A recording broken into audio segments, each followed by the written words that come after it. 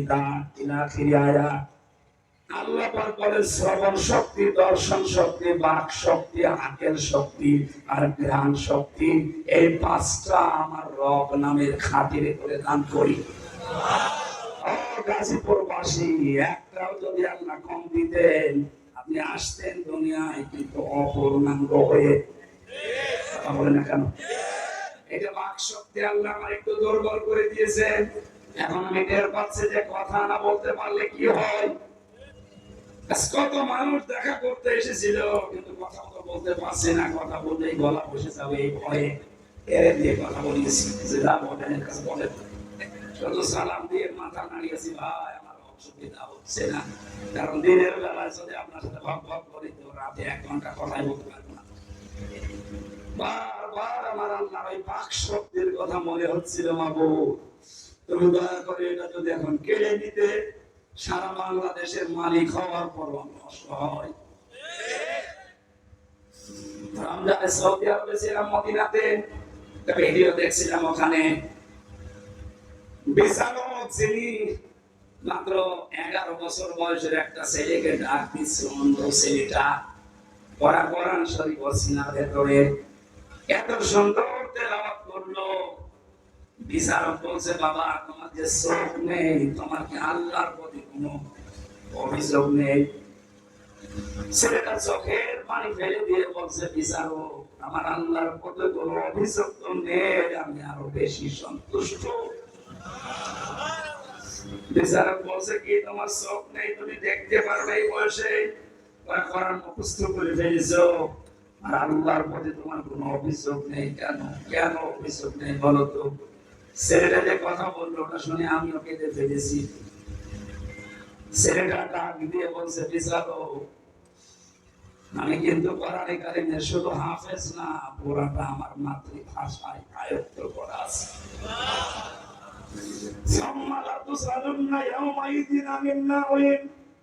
কিয়ামতের দিন প্রতিটি জিনিস ধরে ধরে আল্লাহর কাছে হিসাব দেওয়া লাগবে। মহান আল্লাহ যখন আমাকে একা একা ডাকবে, আব্দুর রহমান এদিকে আয়, আমার সামনে দাঁড়া, এটা একটা ভুল নিরসন করা দরকার। অনেক মানুষের ধারণা আছে যে কিয়ামতের দিন মনে হয় বিভিন্ন পীর সাহেবরা লক্ষ লক্ষ মানুষ নিয়ে আসবে, তাদের সামনে আমিও যাব।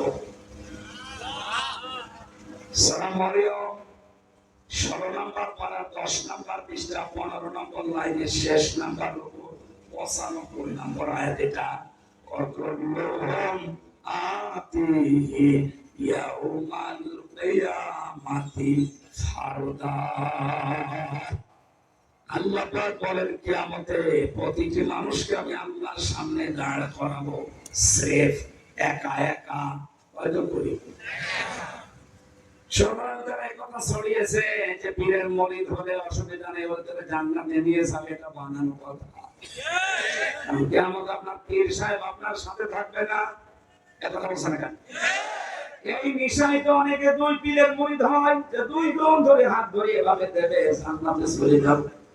কে বলেছে আপনাকে? আপনি তো উঠবেন আল্লাহর সামনে কয়জন? আরো জোরে, আরো জোরে বলেন। এই ছেলেটা বলছে, ওস্তাদ বিচারক আমি যখন একা আল্লাহর সামনে দাঁড়াবো, মহান আল্লাহ আমার পা থেকে মাথা পর্যন্ত জিজ্ঞাসা করবেন নিয়ামত একটা একটা করে, আমার মুখটার উপরে তালা লাগিয়ে দেবে। আলিয়াউমা নাখতিমু আলা আফওয়াহিহিম ওয়া তুকাল্লিমুনা আইদিহিম ওয়া তাশহাদু আরজুলুহুম বিমা কানু ইয়াকসিবুন। পা থেকে শুরু করে যখন একটা একটা করে আসবে, চোখের কাছে আসার পরে আমি আল্লাহকে বলবো, মাবুদ একটু দাঁড়ান, তুমি আমার চোখের সম্পর্কে জিজ্ঞাসা করো, অথচ জন্ম থেকে তো আমার চোখ ছিল না। এত কোনো নিয়ামতের হয়তো কম বেশি জানা বলে আমি তোমাকে বুঝিয়েছি, কিন্তু চোখের ব্যাপারে আমরা প্রশ্ন করলে আমি জবাব দিতে পারবো আশা করছি। আল্লাহ তুমি আমাকে চোখিয়ে দাও, নিয়ামতের জবাব দেবো কি দিয়ে? যার যেটা থাকে না ওই লোকটা জানে যে কি নেই তার কাছে।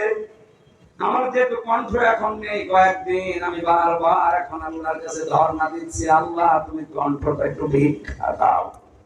আপনার এখনই যদি বাক শক্তি, আপনার আকেল শক্তি যেটা জ্ঞানের, এটা যদি আল্লাহ রহিত করে দেয়, আপনি নিজের পায়খানা নিজে খাবেন। আল্লাহ পাক বলেন এই রব নামের কারণে মায়ের পেটের ভেতরে আমি আরো 5টা জিনিস তোকে দেই। 8 আর 5 বলেন, এই 13টা জিনিস 6 মাসের পরে যখন এক হয়ে যায়, তখন আল্লাহ পাক বলেন ফেরেশতারা জিজ্ঞাসা করে একে কি বানাবো? আল্লাহ তুমি বলো, একে কি ছেলে বানাবো না মেয়ে বানাবো? ওয়াল্লাযী ইউসাউবিরুকুম ফিল আরহামি কাইফা ইয়াশা ইলা আখির আয়াত। তিনি সে আল্লাহ যিনি তোমাদের মায়ের পেটের ভেতরে, রেহেমের ভেতরে তোমাদের আকৃতি তৈরি করেন। সুতরাং ছেলে হবে না মেয়ে হবে এ সিদ্ধান্ত কার? আলো জোরে।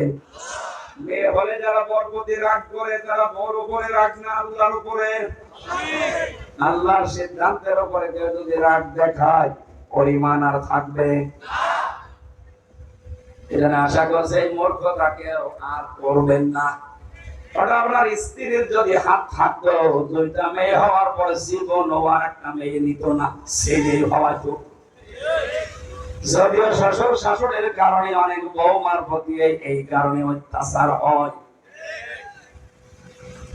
আমার মনে করেন এখন 2টা মেয়ে, এখন যদি আর একটা হয়, স্বাভাবিক ভাবে মানুষের সহজাত হিসাবে আমার মন খারাপ হবে। কিন্তু না, এই মন খারাপ হওয়া থেকে আমি যদি 100 ভাগ মুক্ত হতে না পারি, আমার ইমানের ভেতর ভেজাল আছে।